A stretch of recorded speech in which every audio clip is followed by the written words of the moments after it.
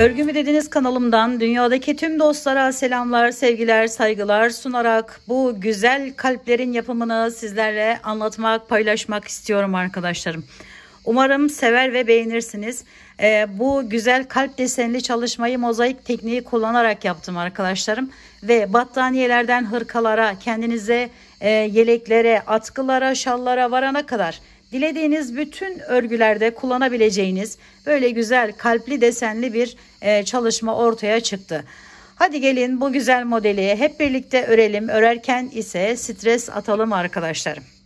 Modelimde kullandığım malzemelerim şöyle Alize Cotton Gold'un bir düzü bir batik olanı arkadaşlar. Ve ayrıca 3 milim tığ kullanarak bu güzel modeli, deseni ortaya çıkarmaya çalıştım. Mozaik tekniğinde keserek yapıldığı için arkadaşlarım, büyük parçalar yapacağınız için bu kesmeler sizi sıkmayacaktır. Belli bir zaman sonra zaten eliniz alışıyor ve rahatlıkla yapabiliyorsunuz. Şimdi ben size şöyle bir bölümü anlatacağım. Bütün kalplerimizi ortaya çıkarmış olacağız böylelikle. Bunun için de benim şu kısım için 50 tane zincire ihtiyacım var. Hemen zincirlerimi çekerek modelime başlamak istiyorum. Şöyle, yani şu ara arkadaşlarım 50, bu ara yine 50, yani böyle 50-50 devam eden bir çalışma. Zincir çekmeniz gerekiyor. 50-50-50 çekerseniz bunu tamamen oturtabilirsiniz. Şimdi sayıları da vereceğim zaten. Şu şekilde tuttum ve 50 tane zincir çekiyorum arkadaşlar.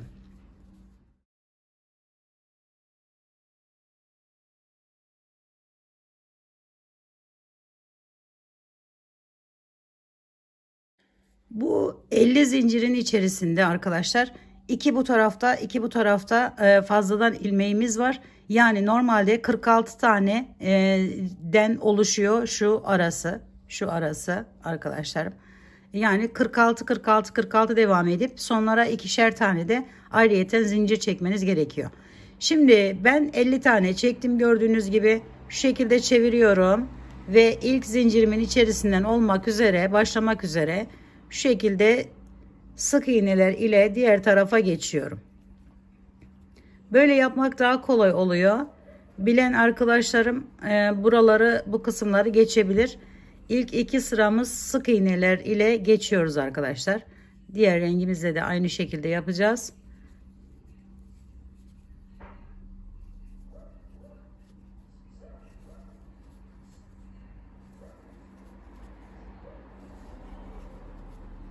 Sık iğneler ile bakın çekmiş olduğumuz şu zincirlerin içerisinden giriş yaparak sık iğne yapıyoruz.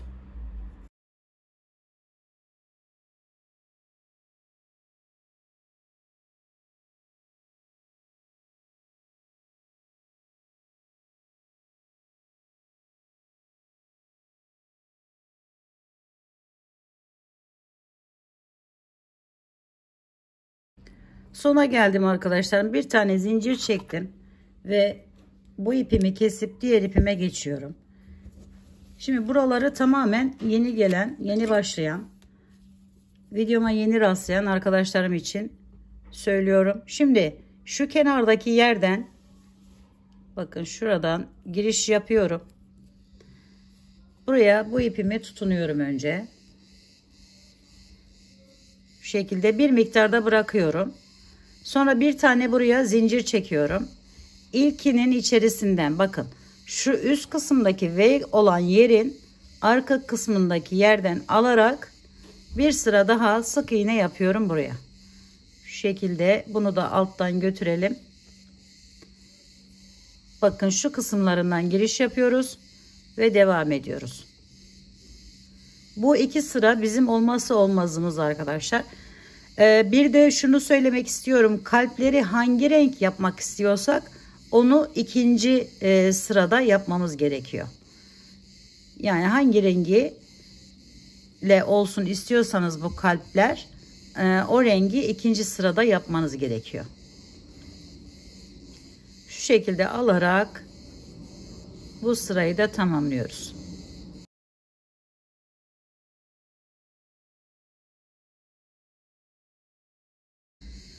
Sonlara geldiğimizde bakın şu kestiğimiz ipin fazlalığını hemen şöyle arkaya alıyorum.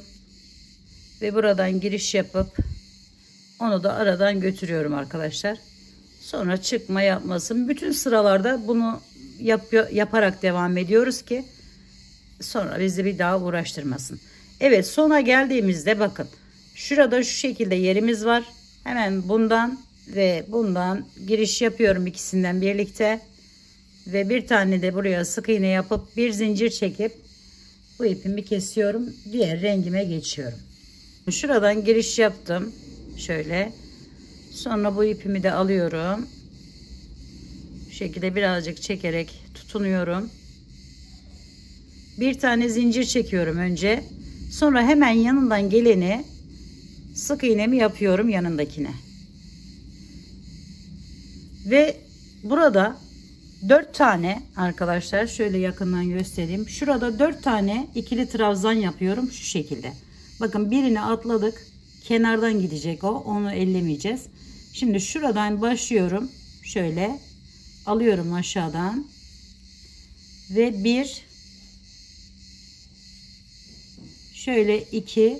Bakın diğer ipimiz de alttan kayboldu. 2, 3 ve 4. 4 tane buraya önce ikili trabzan yapıyorum. Şimdi bu sayıları tamamen ilk sırada bu şekilde oturtursanız arkadaşlarım üstü kendiliğinden geliyor zaten. Şimdi beyaz yere geldik. Yani şuraya geldik. Burada 1, 2, 3, 4, 5, 6, 7. Yani 7 tanesini arkadaşlarım bakın hemen yanından 7 tanesine sık iğne yaparak geçiyorum. 1, 2, 3, 4, 5, 6 ve 7.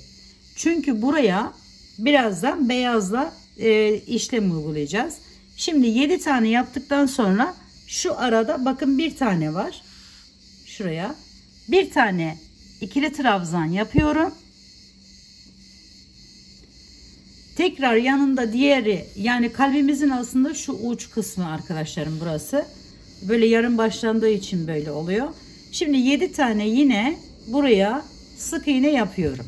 1, 2, 3, 4, 5, 6 ve 7. 7 tane yaptıktan sonra bakın şu iki araya, diğer büyük kalbimizle ikisinin arasına 4 tane arkadaşlar ikili trabzan yapıyorum. 1, 2,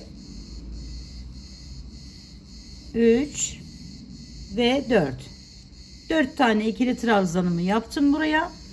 Şimdi şu büyük yer, yani şu çok olan yer 21 tane arkadaşlar. Yani bu da demek oluyor ki 21 tane sık iğne ile devam ediyoruz. Beyazla işlem yapacağımız için. 1, 2, 21 tane buraya yapalım sık iğnemizi.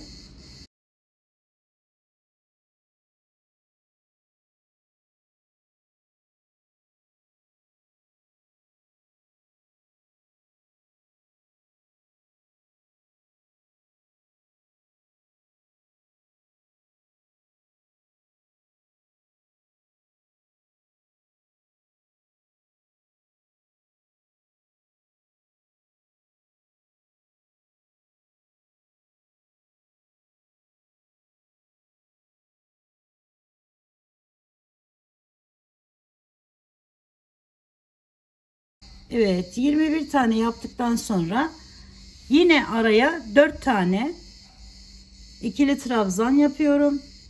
Şöyle 1,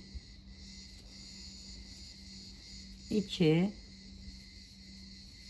3 ve 4. Zaten yani şu anlatacağımız yer burasıydı arkadaşlarım. Burayı tamamlamış olduk. Şimdi sona geldiğimizde yine bir tanesine şöyle hemen ikisinin içerisinden giriş yapıyorum. Ve buradan bunu sık iğne ile bağlıyorum. Bitiriyorum.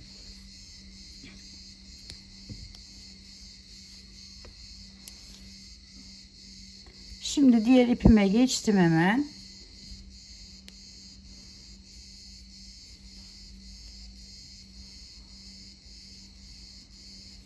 Şimdi bu ikili trabzanlarımızın üzerine olmak üzere şöyle sık iğneler ile geçiyoruz.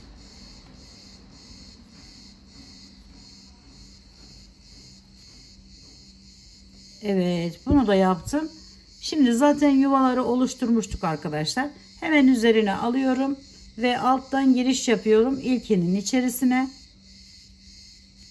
Araya 5 tane sık iğne yapıyorum. 1 2 3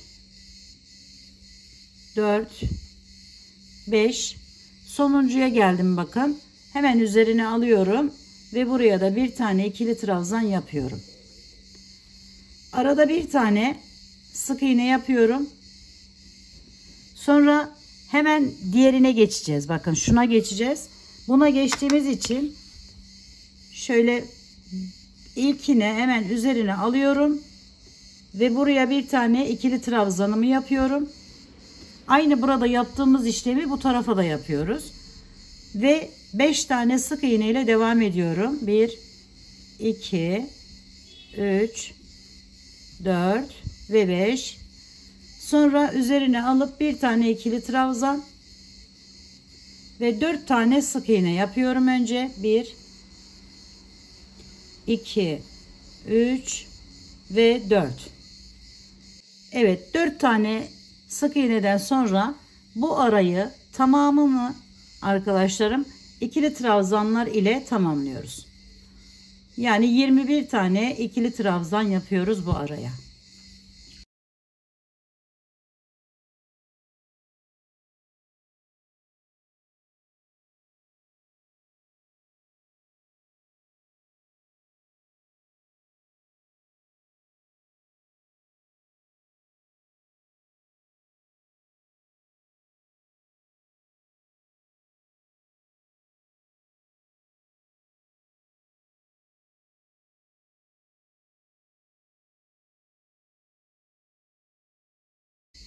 Evet, 21 tane yaptıktan sonra şu iplerimi alayım, şöyle hemen arkadan götürelim arkadaşlar. Buraya 4 tane yine sık iğne ile devam ediyorum. 1 2 3 ve 4. Şimdi kenardaki girişimi de yapıp bu sırayı tamamlıyorum arkadaşlar. Evet, şu görüntüyü elde ediyoruz.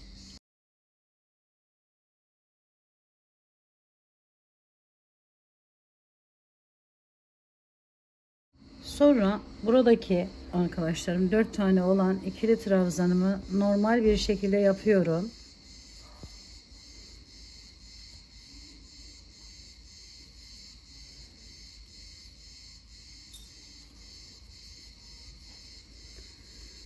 Buranın üzerine 7 tane sık iğne ile geçiyorum yine.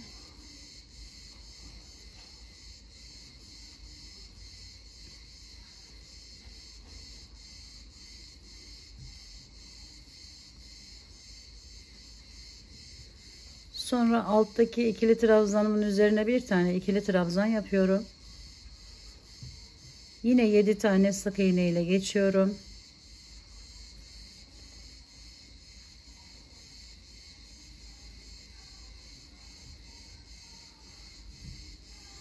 Şimdi bu araya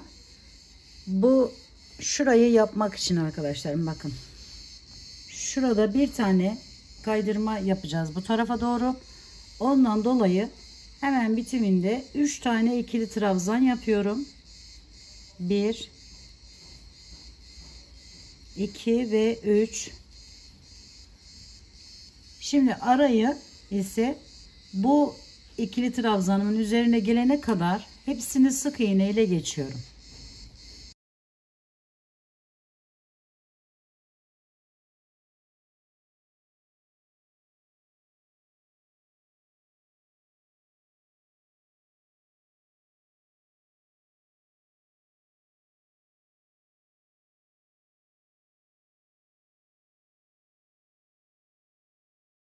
Evet, son yere geldim.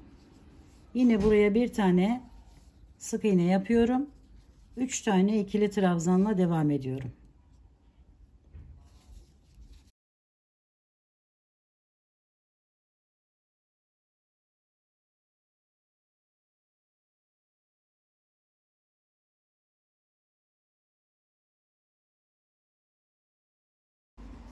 Şimdi burayı normal sık iğneler ile geçiyorum.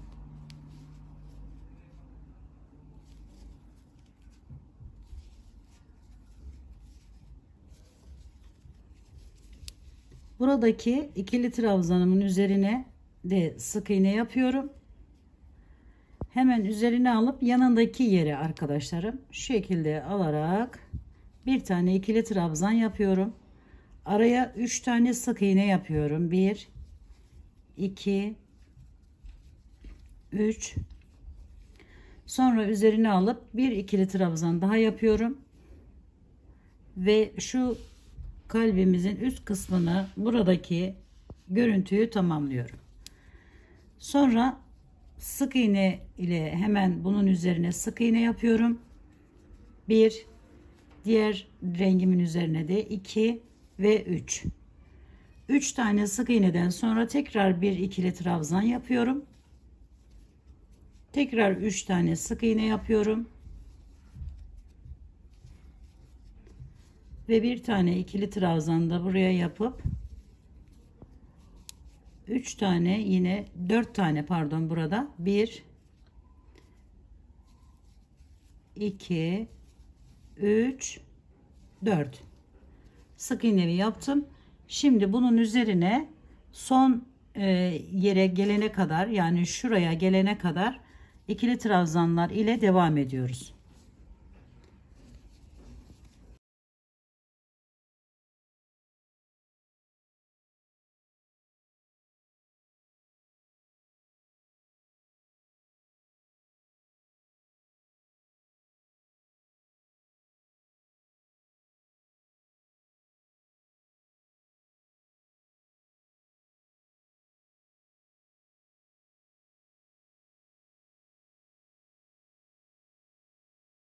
Şimdi arkadaşlarım buraya bakın, şurayı yapacağız. Şu boşluğu vermemiz gerekiyor. Geldim buraya, son bir kalana kadar, yani şuraya kadar yine ikili trabzanlar ile devam ediyorum.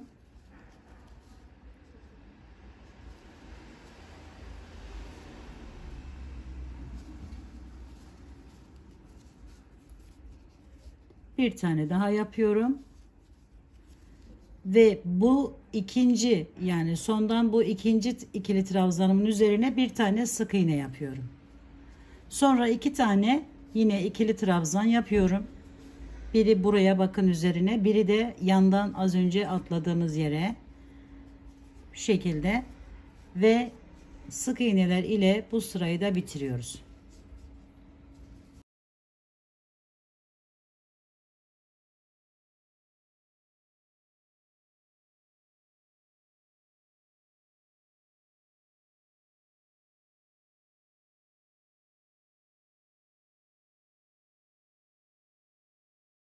Şimdi ilkini, sık iğnemizi yapalım. Daha sonra bakın hemen üzerinden ikili trabzanımın üzerinden alarak şöyle ikili trabzanlar yapmaya başlıyorum. 1 2 3 4 ve 5. Az önce diğer bakın ikili trabzanın üzeri burası. Şöyle 5 tane yaptım. 5 tane sık iğne yapıyorum.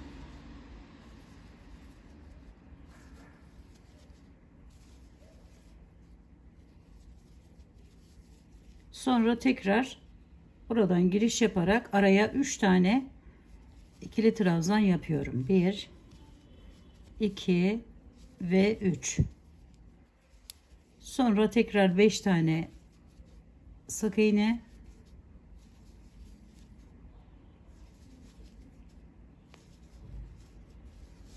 Bu araya yine 4 tane şöyle bakın alıyorum. 1 2, 3 ve 4. 4 tane ikili trabzanımı yaptım. Bu boşluğa gelene kadar sık iğne ile geçiyorum.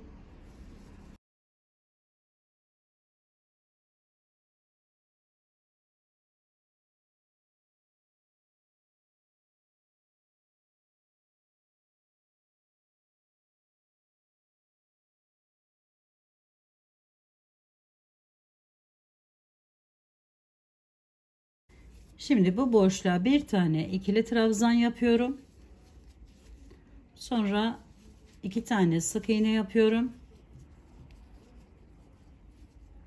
Şunun ucunu buraya tutturalım. Sonra ikili trabzanlar ile bitiriyorum bu sırayı. Evet, bu rengimle arkadaşlarım buraya gelene kadar, yani beyaz olan ikili trabzanın üzerine, yani bu arayı hepsini sık iğne ile geçiyorum.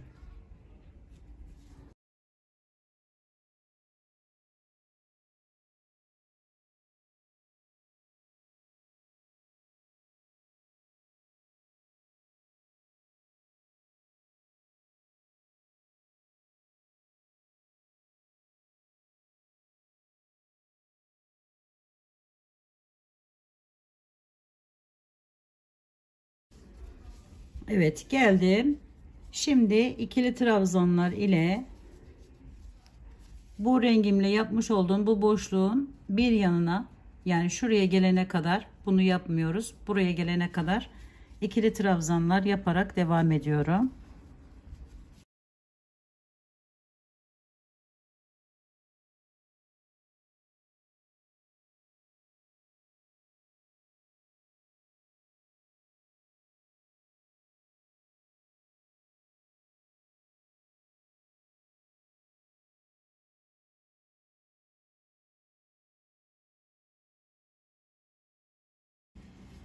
Şimdi bu ikili trabzanın üzerine, sık iğnemin üzerine sık iğne yapıyorum. Sonra hemen yanındaki ikili trabzanımın üzerine de sık iğne yapıyorum.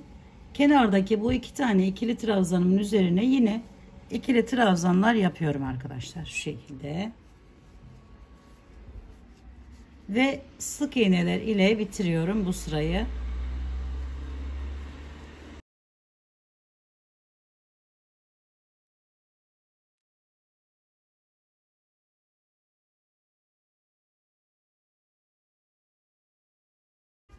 Şimdi diğer rengimi bağladım arkadaşlarım. Hemen yanındakini normal sık iğnemi yapıyorum oraya. Sonra ikili trabzanlar ile aynı diğerinde sık iğne ile geçtik. Bunda da ikili trabzanlar ile devam ediyoruz. Buraya kadar arkadaşlar. Evet, bu arayı bu defa ikili trabzanlarla yapıyoruz bu rengimizle.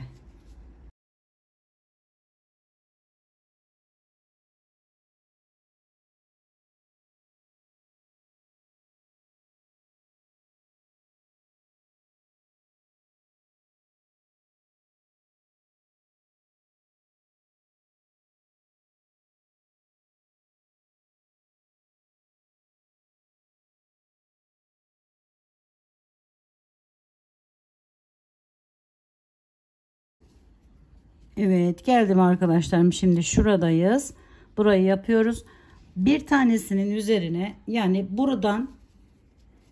buranın üzerine buraya gelene kadar sık iğne ile devam ediyorum.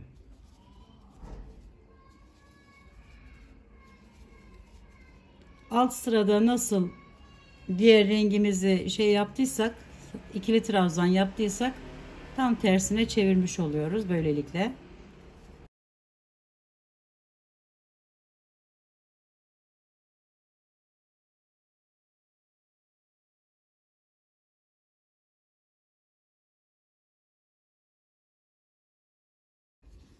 Evet, şimdi buraya geldiğimizde şu ikinci sık iğnemin üzerine hemen alıp buraya bir tane ikili trabzan yapıyorum. Diğerlerini yine sık iğne ile geçiyorum. 1, şöyle 2 ve 3. Daha sonra ise ikili trabzanla devam ediyorum arkadaşlar, bitiriyorum.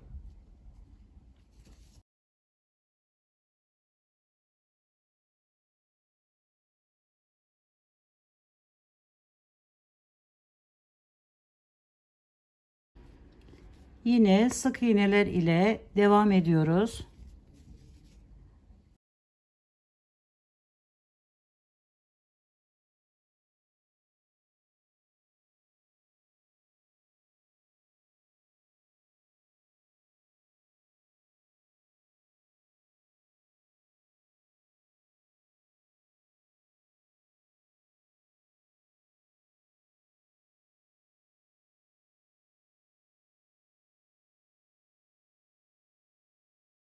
Şimdi bakın buraya kadar geldim ve ilkinin üzerine yine sık iğne yaptım burada.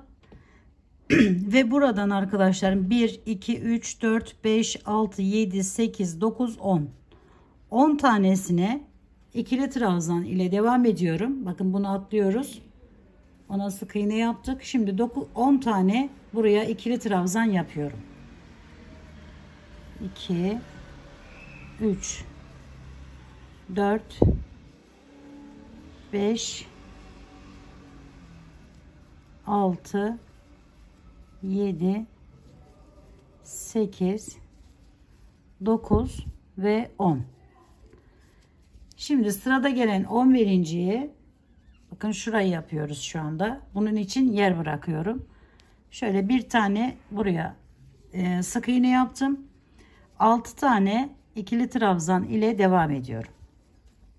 1 2 3 4 5 ve 6. Bakın bir tane burada kaldı. Şimdi bunun üzerine sık iğnemi yapıyorum. Yanındaki ikili trabzanımın üzerine sık iğnemi yapıyorum. 2 tane sık iğne yaptım. Üzerine alıp 2 tane de alta, birini bu sık iğnemin üzerine, birini de hemen yanındaki ikili trabzanımın üzerine yapıyorum sık iğnemi ve sık iğne ile bitiriyorum arkadaşlar bu sırayı da. Şöyle alalım.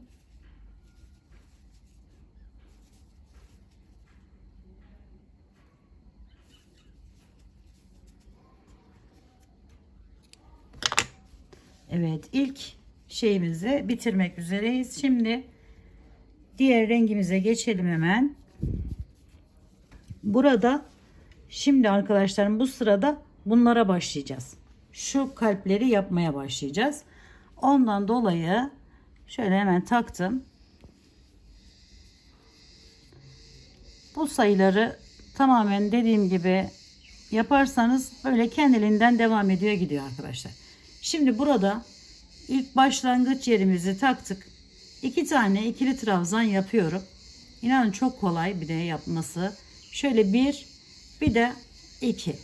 2 tane ikili trabzanı yaptım bu kenara. Şimdi burada yarım bir kalbimiz var gördüğünüz gibi.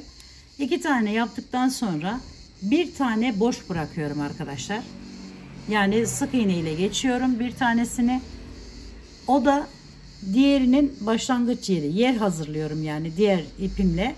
Şimdi devam ediyorum şu araya yani buradan bu yerin 1 2 kalana kadar ikili trabzanlarla devam ediyorum arkadaşlar. Şöyle de sayabiliriz. Aradaki yeri sayalım hemen ve sayı olarak daha net kalıcı olsun. 1 2 3 4 5 6 7 8 9 10 11 12 13 14 15 16 17 17 tane arkadaşlarım. 17 tane ikili trabzan yapıyoruz ve diğer boşluğumuzu bırakıyoruz diğer kalbimiz için.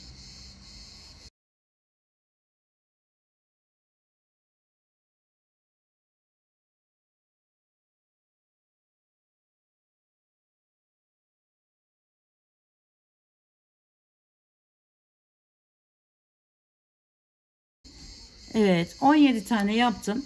Bakın burada 2 tane kaldı. Başta da söylediğim gibi. Şimdi bir tanesine hemen sık iğnemi yapıyorum. 2 tane yerim kaldı bakın. Oralara da ikili trabzan yaparak devam ediyorum önce. Sonra buranın üzerine arkadaşlarım hepsini, buraya kadar hepsini sık iğne ile geçiyorum. Arada sadece şuraya bir ikili trabzan yapacağız. Şöyle o arada az önce boş bıraktığımız yere bir tane ikili trabzan yapıp diğerlerini sık iğne ile devam edeceğiz. Şöyle.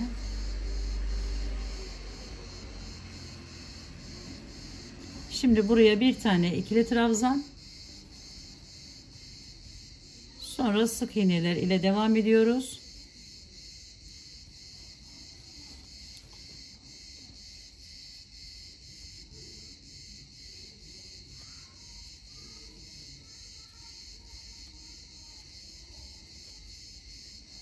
Artık bu aradaki yaptığımız işlemi de tamamladığımız için burayı da sık iğne ile geçiyoruz.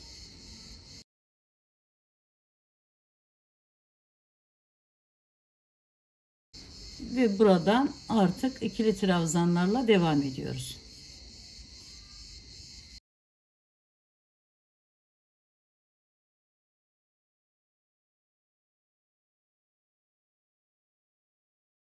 Şimdi diğer rengime geçtim. Hemen şöyle onu tutunuyorum. Sık iğne ile 2 tane arkadaşlarım devam ettim. Bakın. Şu aradaki boşluğa geldiğimizde, şuraya geldiğimizde buraya bir tane ikili trabzan yapıyoruz. Ve buradaki kalbimizin başlangıcını yapmış oluyoruz. Şimdi bu arayı yine sık iğne ile devam edip buraya bir tane ikili trabzan yapacağız.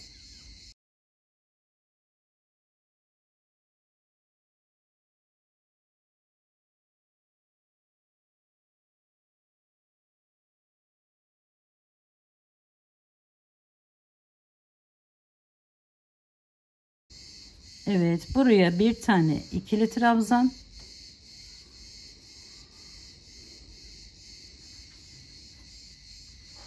Ve şunu başlamış olduk. Şimdi devam ediyorum. Buradan 1 2 3 4 tane sık iğne ile devam ettim arkadaşlarım. Ve burada şurayı yapacağız artık. 2 4 6. Yani 2 bu taraftan, 2 bu taraftan, ortada 6 tane ikili trabzanımı yapıyorum önce. 1 2 3 4 5 ve 6. Şimdi 5 tane sık iğne ile devam ediyorum. 2 3 4 ve 5. Sonra bu tarafına geçiyorum. Bakın şuraya 2 4, buraya da 5 tane ikili trabzan yapıyorum. Alttan tabii ki de 2 tanesini atlayıp hemen buradan başlıyoruz. Şöyle 1 2 3 4 ve 5. Evet, bakın şöyle bu kalbi, yani şurayı tamamlamış olduk arkadaşlarım. Şimdi sık iğneler ile bitiriyorum bu sırayı, bu rengimle.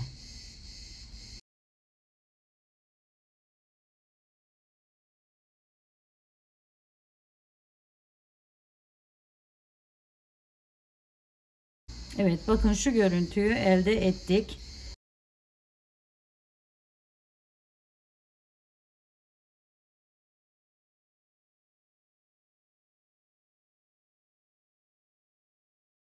Şimdi burada şöyle alıyorum. 2 tane bu taraftan yer bırakacağım arkadaşlarım. Bir sonraki sıramız 5 tane olacağı için şöyle hemen çıkarttım. Buraya sık iğne yapıyorum. Kenardakini saymayalım. 5 tane devam edelim. 1 2 3 4 ve 5.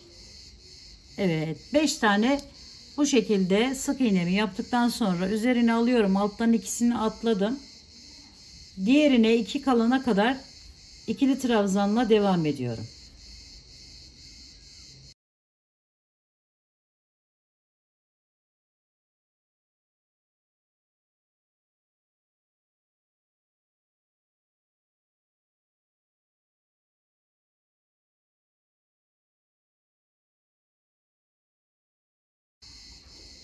Evet, bakın ona 2 tane kaldı.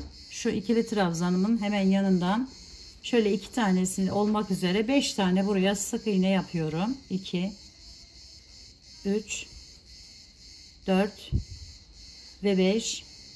Sonra kalan 2 tanenin üzerine ise ikili trabzan yapıyorum.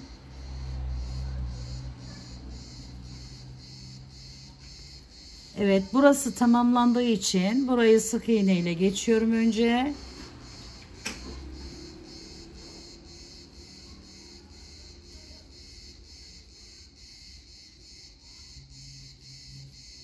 Şimdi bu araya 5 tane yine ikili trabzan ile devam ediyorum.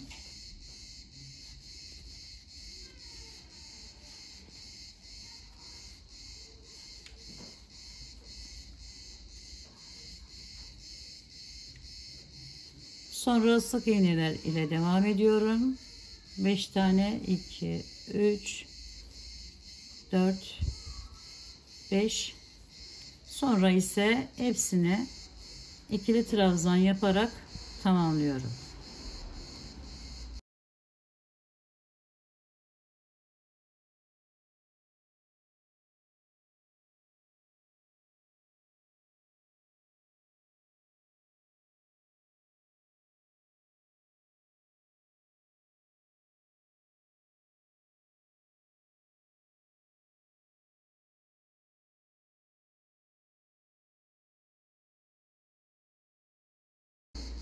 Buraya arkadaşlarım bir tane normal sık iğnemizi yaptık.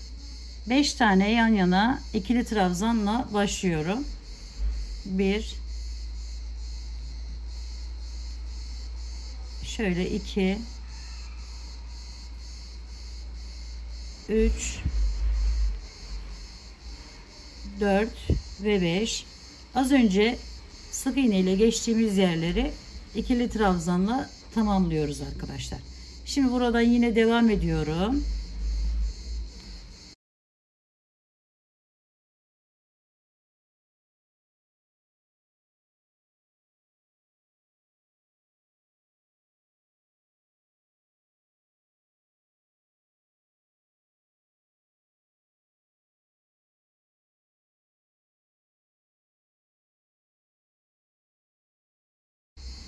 Evet, buraya da 5 tane yine sık iğnemi yapıp ikili trabzanlarımı yapıyorum.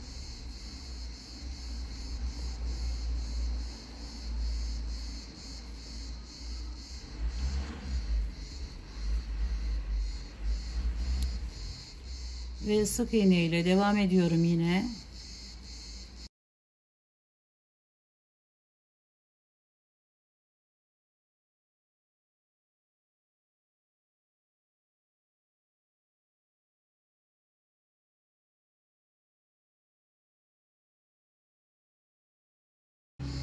Aslında bir yarım da buraya yapabilirmişiz ama neyse, fazla zamanınızı almayayım. Zaten diğer tarafa yaptık.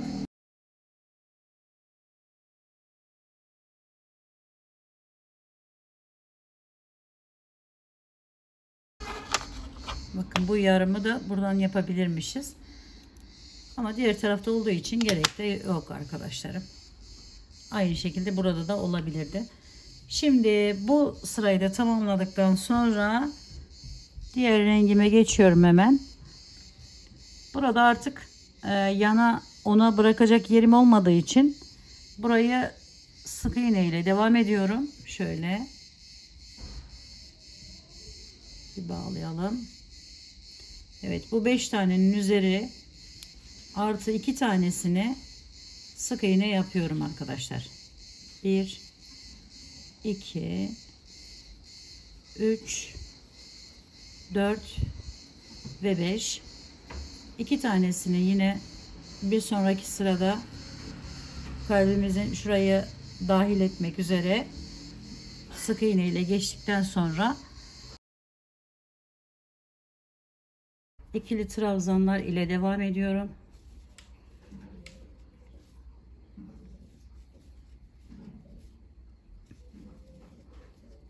Diğerine de aynı geldiğimiz zaman arkadaşlarım şu ikili trabzanların üzerine ikili trabzan yapıp 2 tanesine sık iğne ile devam edeceğiz.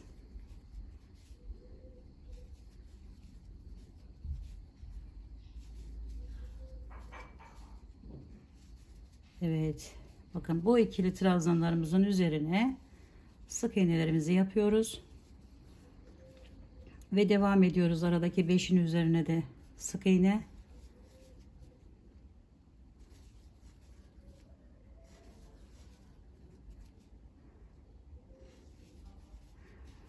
Sonra yine 2 tanesini şöyle alalım. Sık iğne yapıyorum. Ve daha sonra ikili trabzanlar ile devam ediyorum.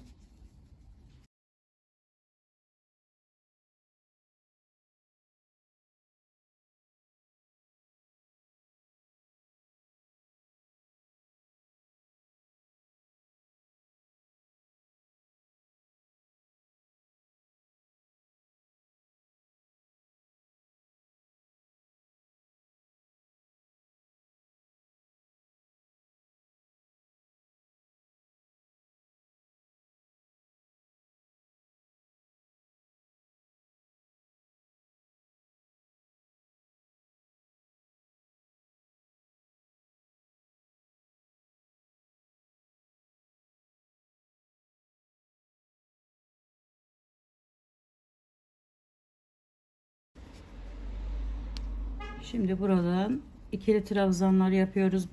Bir öncekinde üzerine geçtiğimizi arkadaşlar ve sayımızı çoğaltıyoruz.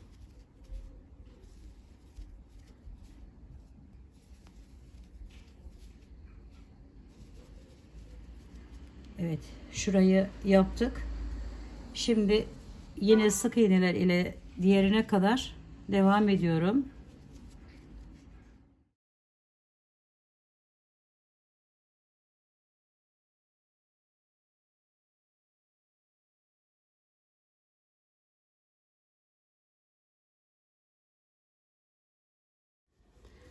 Sık iğneler ile geldim. Şimdi bu araya yine ikili trabzanlarımı yapıyorum arkadaşlar.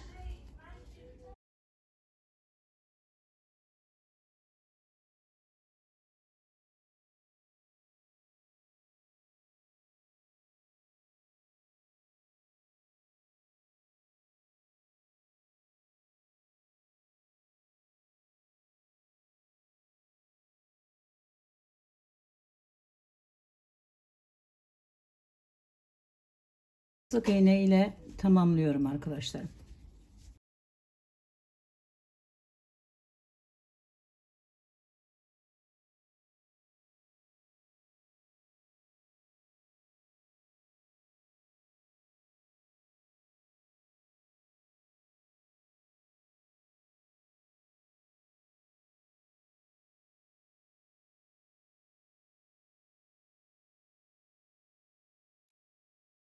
Evet, görüntümüz bakın bu şekilde gelmiş oldu. Aslında ben size şu anda şu kısmı anlatıyorum arkadaşlar. Şöyle bakın, burayı tamamladık. Şimdi buna başlayacağız. Giriş yaptım, bağladım ve sık iğne ile devam ediyorum.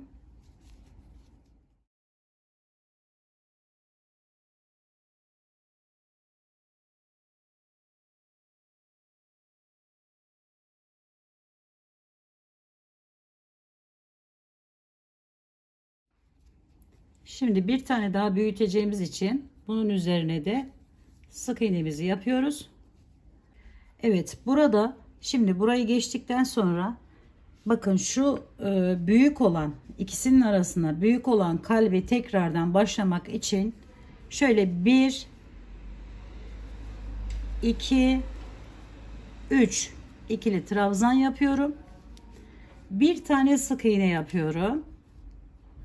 Sonra tekrar 3 tane ikili trabzan yapıyorum. 1 2 ve 3 ve arkadaşlarım bakın, bir tane burada, bir tane burada kalmak üzere hepsini sık iğne ile geçiyorum.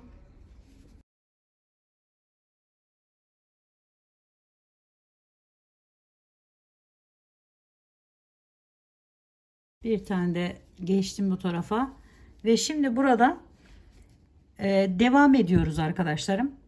Şu araya şöyle bakın, şuraya 1 2 3 4 5 6 tane, biri baştan bunu atlıyoruz. 6 tane ikili trabzan yapıyorum. 1 2 3 4 5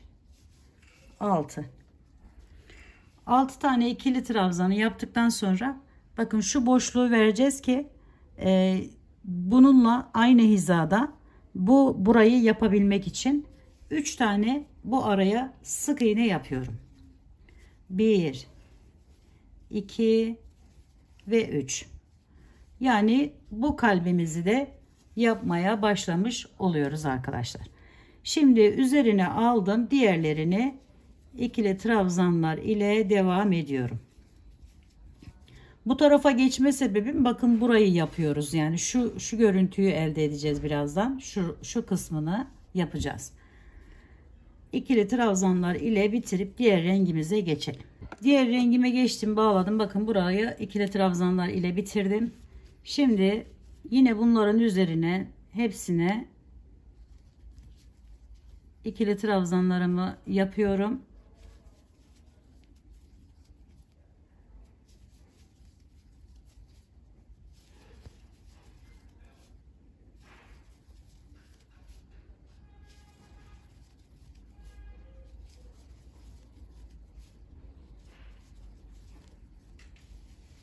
Evet, şimdi 3 tane yine sık iğne yapıyorum araya.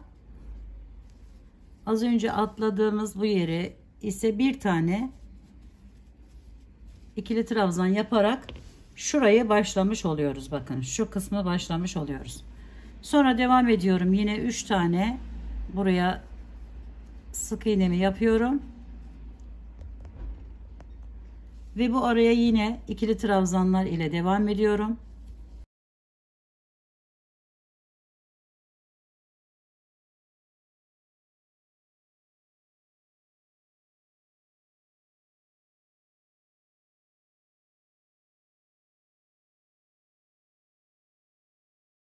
Şimdi sık iğneler ile devam ediyorum.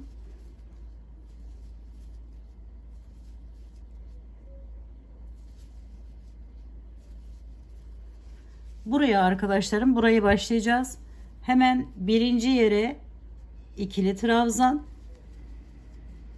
sonra bir tane sık iğne araya, sonra bir tane ikili trabzan yapıp sık iğneler ile bitiriyorum bu sırayı da.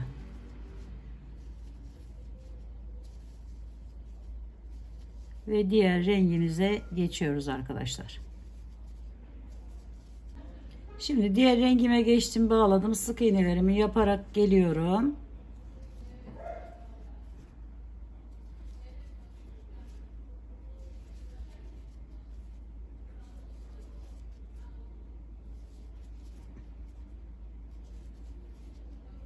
Şimdi bu araya arkadaşlarım 2 tane ikili trabzanımı yapıyorum. Arada 3 tane şurası için yer bırakmak amaçlı şöyle sık iğneler yapıyorum. 3 tane, 1 2 ve 3. Sonra tekrar 2 tane ikili trabzan yapıyorum. 1 ve 2. Sonra bunun üzerine yine sık iğneler ile devam ediyorum.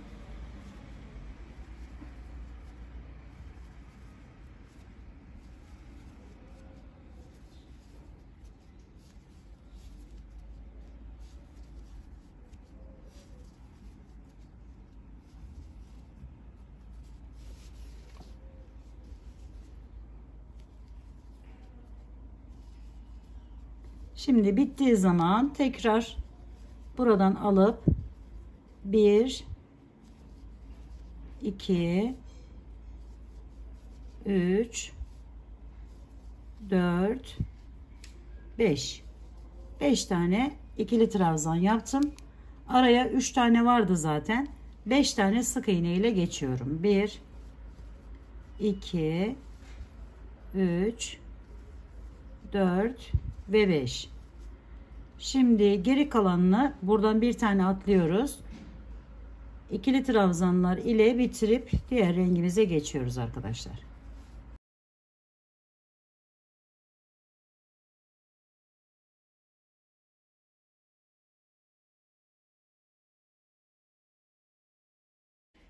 Diğer rengime geçtim, bağladım. Buraya arkadaşlarım şöyle 2 tane önce yarım olan bu yerimiz, bir şöyle iki tane ikili trabzanımı yaptım.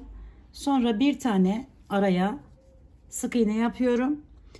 Şu anda bunu bitiriyoruz. Normalde 4 tane olması gerekirken burada yarım olduğu için bu şekilde yaptık. Şimdi bir tane ikili trabzan sık iğneden sonra 4 tane ikili trabzan yapıyorum buraya. 1 2 3 ve 4. Gördüğünüz gibi bir tane kaldı. Yine bunu sık iğne ile geçiyorum. 1 2 ve 3. Şu şekilde 3 tane de bu boşluğa ikili trabzan yapıyorum. Bu büyük kalbimizin bakın şurasını yapıyoruz şu anda. Şöyle 1 2 ve 3. Şimdi burada yine 3 tane sık iğne yapıyorum. 1 2 3 ve aşağıya inip 4 tane buradan ikili trabzanla devam ediyorum. 2 3 ve 4. Araya bir tane sık iğne yapıyorum. 4 tane yine ikili trabzan yapıyorum daha sonra.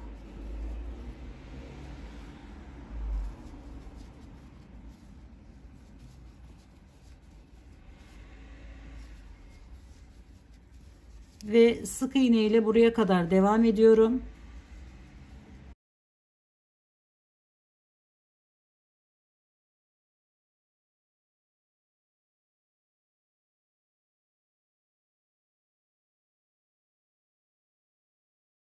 Sık iğne ile buraya geldikten sonra üzerine alıp bir tane buraya sık iğne yapıyorum. Sonra 3 tane şöyle 1 2 3 tane sık iğne, sonra bir tane ikili trabzan, pardon sık iğne ile devam ettim. Bir tane ikili trabzan, 3 tane sık iğne, tekrar bir tane ikili trabzan ve sık iğneler ile bu sırayı tamamlayıp diğer rengimize geçiyoruz arkadaşlar.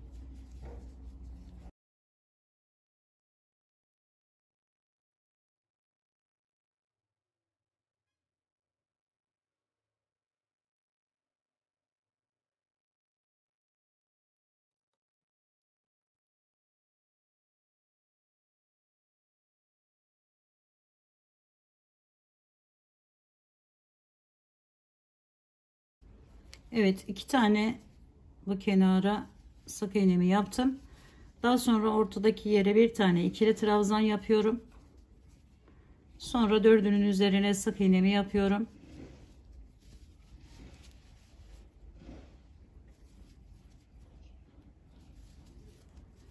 Şimdi buraya bir tane şöyle ikili trabzan yapıyorum arkadaşlar.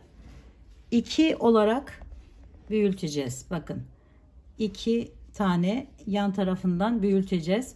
3 olan sayımız 7'ye çıkartacağız arkadaşlar burada. Sonraki sırada da aynı, diğerinde de aynı, diğerinde de aynı ve ilk başlangıç yerimiz burası zaten. Buraya gelmiş olacağız. Şimdi burada bir tane ikili trabzan yaptıktan sonra araya 1 2 3 4 5 6 ve 7. Yani bir sonraki sırada 7 tane oraya ikili trabzan yapacağız diğer rengimizle. Şimdi bir tane yine üzerine alıp hemen buradaki ikili trabzanımı yapıyorum. Ve yine 4 tane sık iğnemi yapıyorum.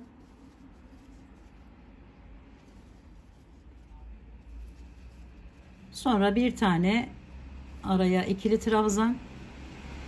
Yine 4 tane sık iğne. 1 2 3 ve 4. 4 tane sık iğneden sonra buradan başlayarak 1 2 3 4 ve 5. 5 tane ikili trabzan yaptım arkadaşlar. Şimdi bunu bakın 1 2 3 sıra tek tek gideceğiz. Daha sonra 2 2 devam ettireceğimiz için buraya bir tane sık iğnemin üzerine hemen 2 sık iğne yapıyorum ve araya devam ediyorum. Bu şekilde. Şöyle bakın, ikili trabzanımın üzerine hemen sık iğnemi yaptım. Bir de yanına devam ediyorum.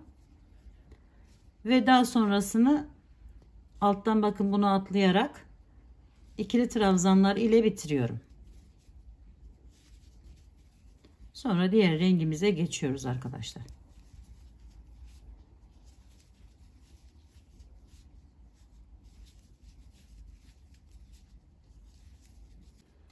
Diğer rengime geçtim.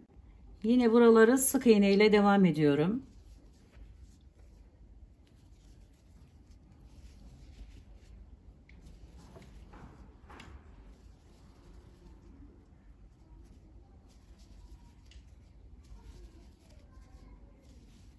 Evet, bu araya geldiğimizde 7 tane buraya ikili trabzanımızı yapıyoruz.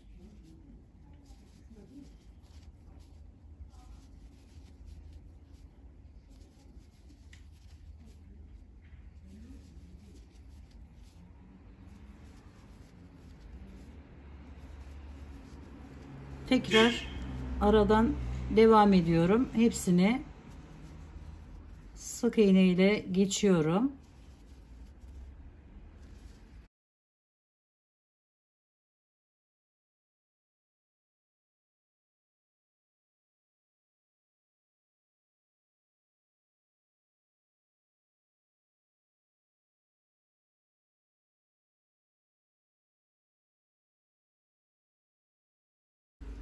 Ve bu açtığımız yere geldiğimizde hemen sık iğnemin üzerine bir tane ikili trabzan yapıyorum.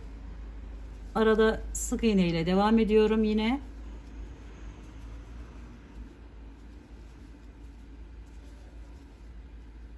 Son yere yine bir tane ikili trabzan yapıp sık iğneler ile bitiriyorum arkadaşlarım bu sırayı ve diğer rengime geçiyorum.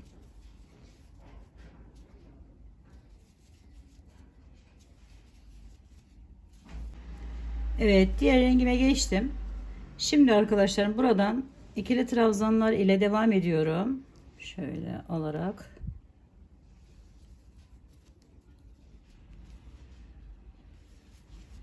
Bu büyük kalbimizi yapmaya başlamıştık. Buna 2 kalana kadar, yani şu arayı ikili trabzanlar ile tamamlıyorum önce.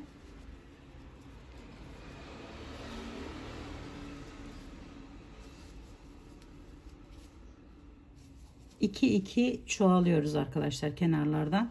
Şimdi bakın geldim buraya.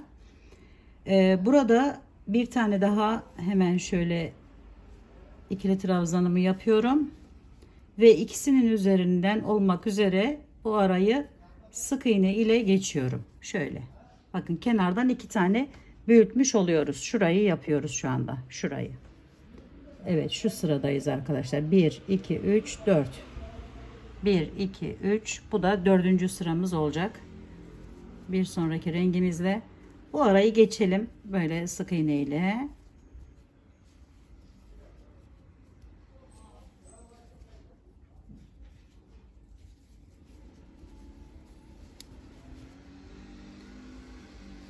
Şöyle 2 tane daha devam ediyorum.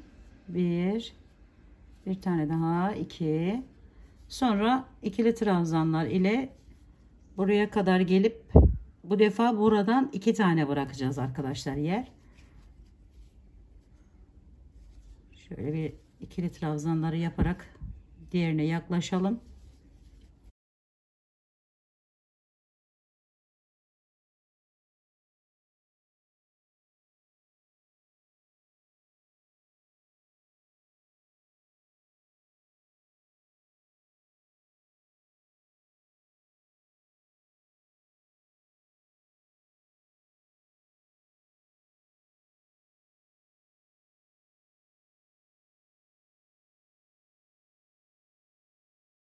Evet, bakın 2 tane kaldı.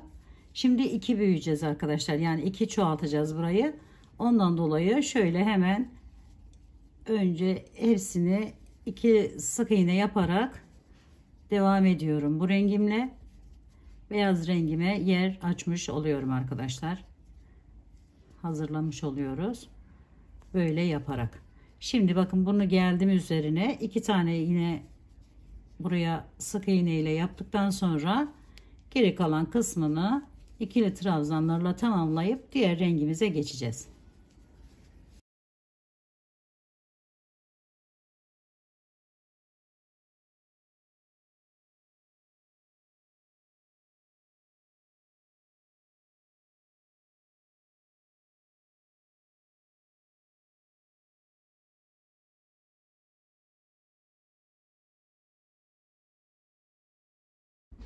Sık iğneler ile devam ediyorum.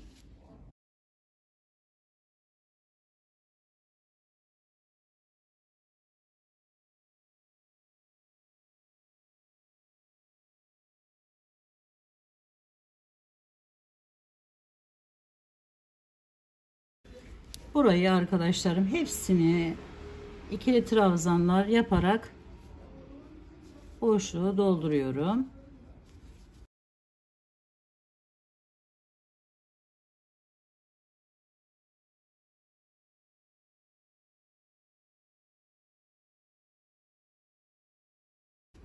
Evet, sonra sık iğne ile devam ediyorum.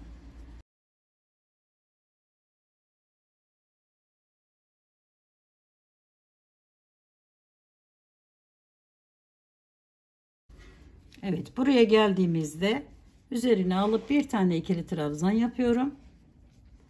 Sık iğne ile devam edip diğer sondaki şu yere de ikili trabzan yapıp sık iğneler ile bitiriyoruz arkadaşlar bu sırayı da.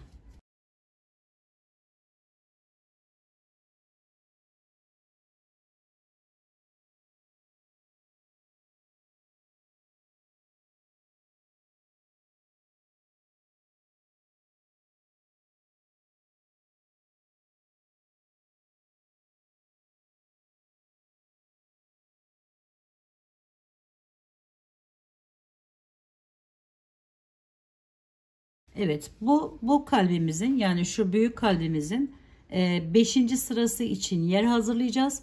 Ondan dolayı yine 2 tane burada boşluk yani sık iğne ile geçeceğiz orayı. Önce burayı bir ikili trabzanlarla devam edelim. Şöyle 2 kaldığı zaman sık iğneler ile devam edeceğim bu rengimle.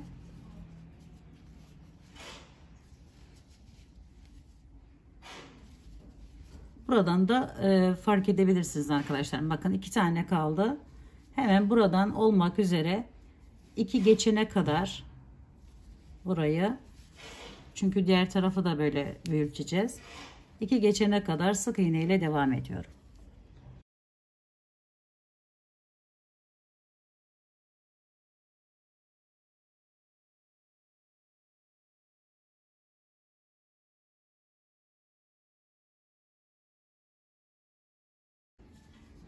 Evet, 2 taneyi de yapalım şöyle ve ikili trabzanlarla devam edelim.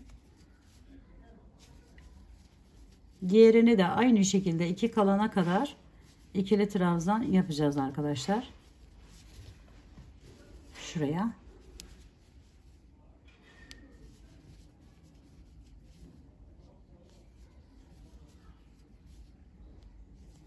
Evet, bakın 2 kaldı. Yine sık iğneler ile devam ediyorum.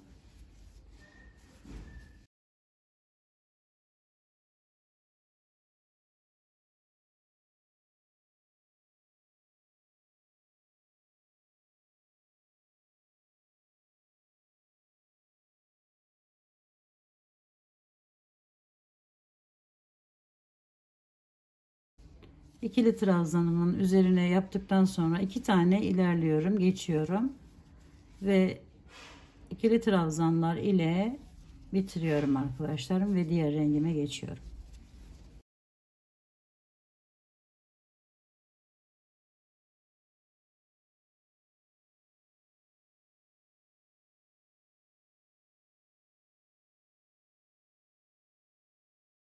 Evet, görüntümüz bu oldu. Şimdi diğer rengimize geçip az önce bırakmış olduğumuz boşlukları tamamlayarak devam edelim. Buraları normal sık iğne ile geçiyorum.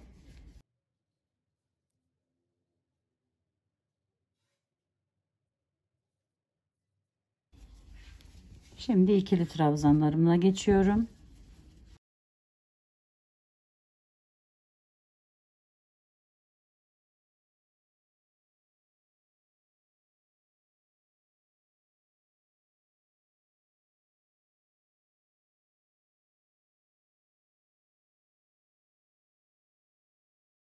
Evet, bunu yaptıktan sonra sık iğneler ile diğerine kadar geçiyorum.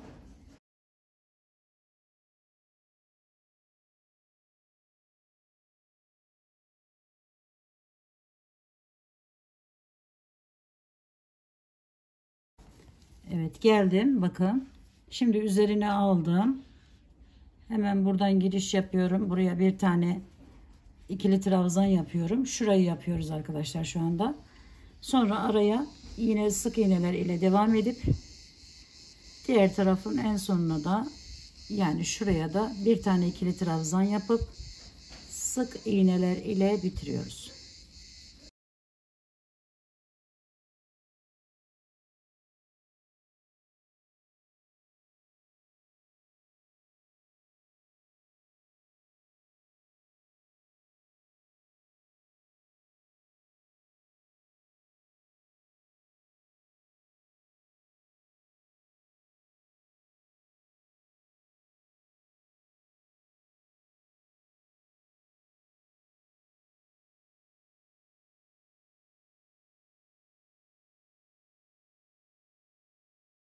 Yine 2 kalacak arkadaşlarım bu arada.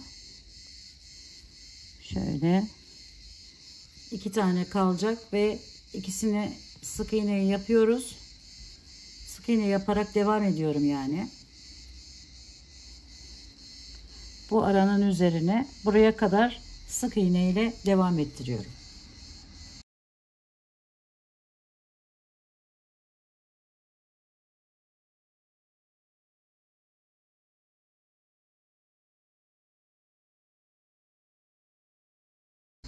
Evet, yaptım, geldim. Şimdi 2 tane iğne geçiyorum.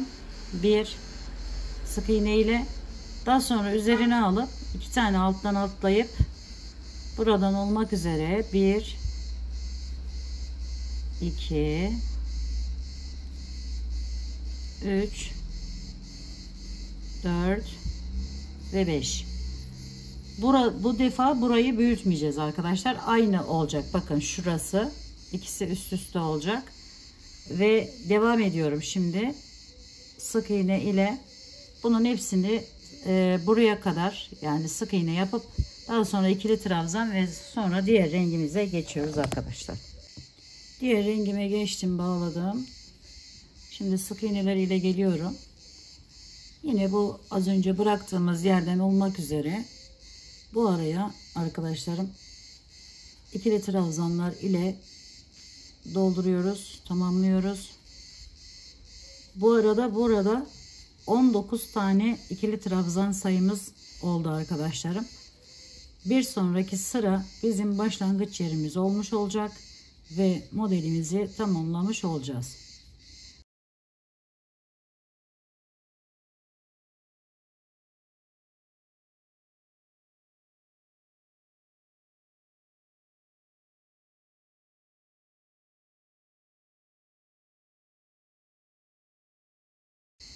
Evet, bunu da yaptıktan sonra şimdi sık iğneler ile geliyorum yine.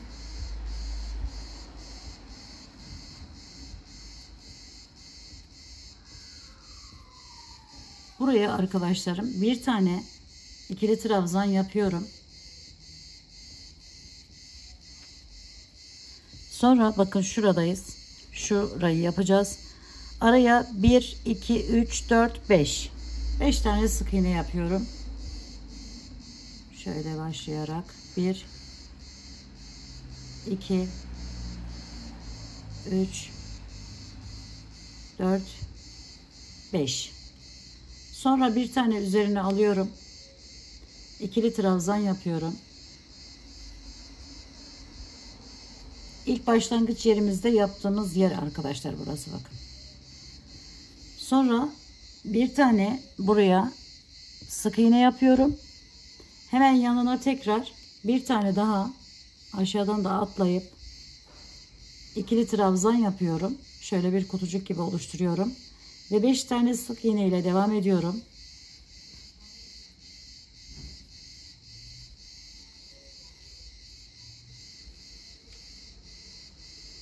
Beş tane araya yaptıktan sonra tekrar ikili trabzanın üzerine gelip oraya bir tane ikili trabzan yapıyorum. Buradaki gibi. Ve sık iğneler ile bitiriyorum arkadaşlar bu sırayı.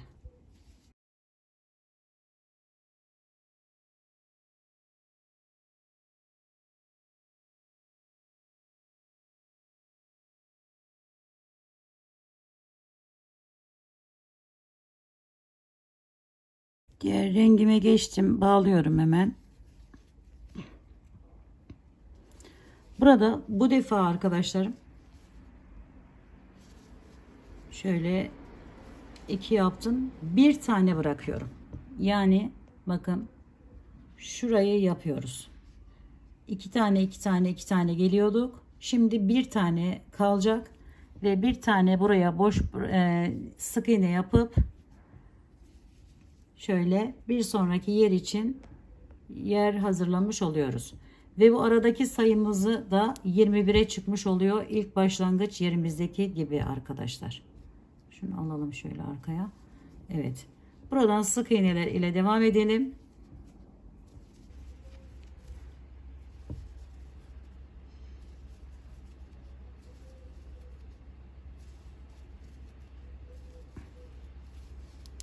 Yine bakın geçtim. Bir tane burada fazladan bırakıyorum. Sık iğnemi yapıyorum. Sonra alttan bir tanesini atlayıp buradan ikili trabzan yapıyorum. Bir, şöyle 2, 3 ve 4. Şimdi burayı arkadaşlarım şu ortadaki boşluğa gelene kadar sık iğne ile geçiyorum.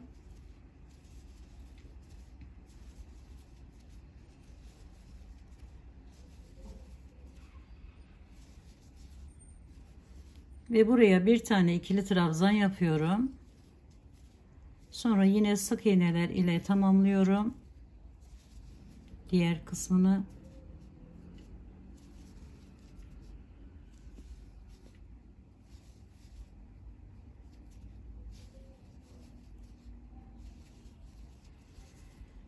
Şimdi buradan ise ikili trabzanlar ile bitirip diğer rengimize geçiyoruz.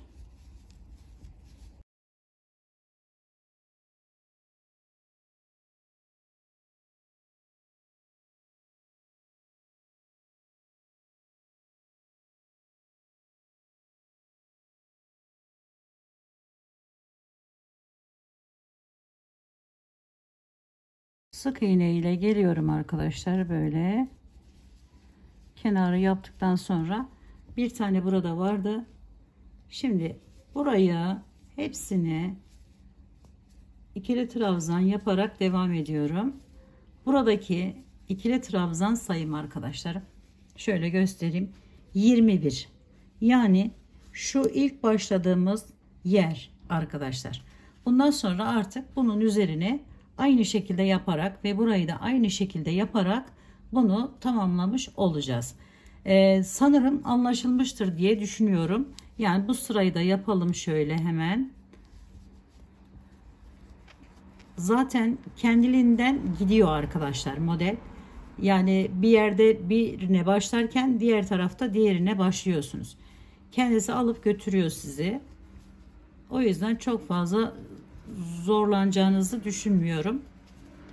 Sadece bu sayılar hani ilk başlama sayısı arkadaşlar, işin gerçeği. İlk başlarken böyle düzgün bir şekilde verdiğim sayılara göre başlarsanız devamı kendiliğinden geliyor, inanın. Zaten modelim de böyle açık bir şekilde bakın duruyor. Bunun resmini çekip bakabilirsiniz buradan.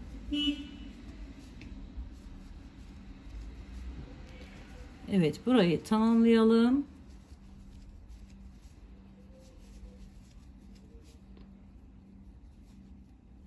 Şöyle. Şimdi sayalım arkadaşlarım. 1, 2, 3, 4, 5, 6, 7, 8, 9, 10, 11, 12, 13, 14, 15, 16, 17, 18, 19, 20, 21. Evet, biz de 21 sayıyla başlamıştık zaten. Şimdi bunun üst tarafını aynı şekilde bu tarafa devam ettireceğiz. Burası zaten belli. Hemen orayı da yapalım bu rengimizle. Şöyle devam ediyorum yine.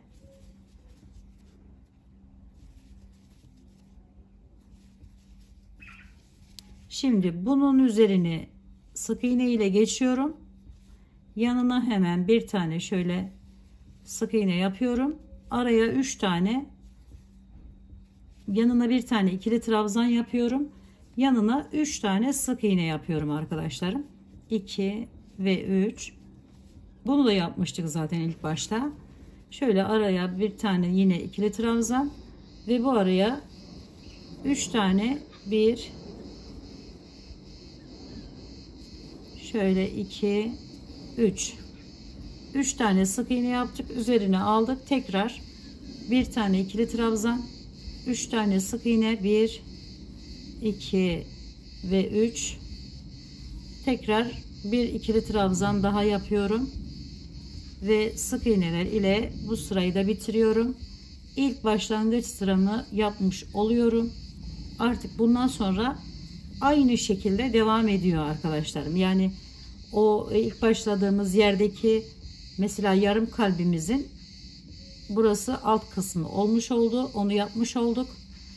Onu buraya yaparak devam ettiriyoruz. Şöyle bakın. Tamamlamış olduk yani modelin tamamen yapımını. Bakın bu buradaydı. Model dediğim gibi kendiliğinden aktığı için buraya geçti. Burada da bir tane kalp yapmak istemedim ben aslında, hani fazla doldurmamak için.